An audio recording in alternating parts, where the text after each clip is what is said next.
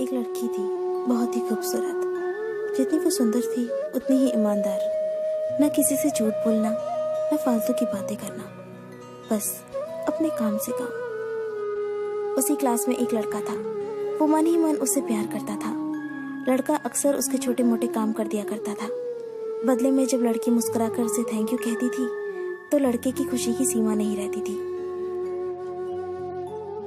एक बार की बात है, दोनों लोग साथ साथ घर जा रहे थे। तभी जोरदार बारिश होने लगी। दोनों ने एक पेड़ के नीचे शरण ली।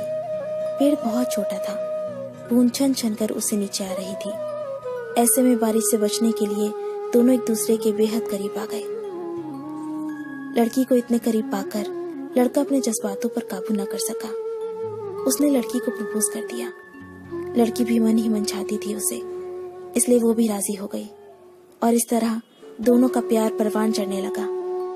एक बार की बात है, लड़की उसी पेड़ के नीचे लड़के का इंतजार कर रही थी। लड़का बहुत देर से आया। उसे देखकर लड़की नाराजगी से बोली, तुम इतनी देर से क्यों आए हो?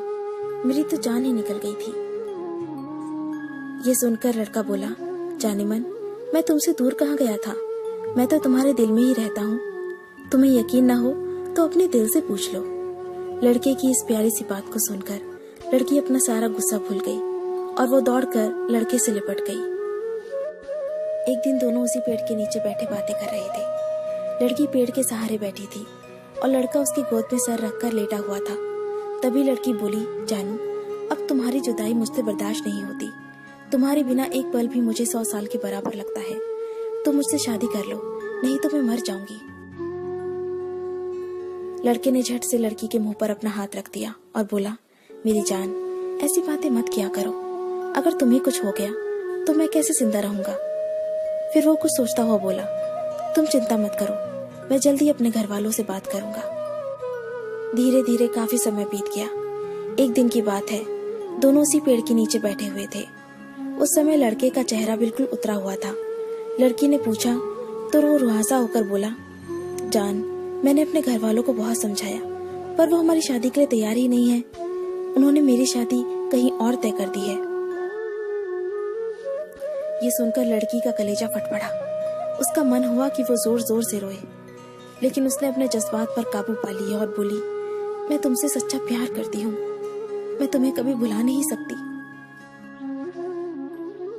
प्लीज मुझे माफ कर देना।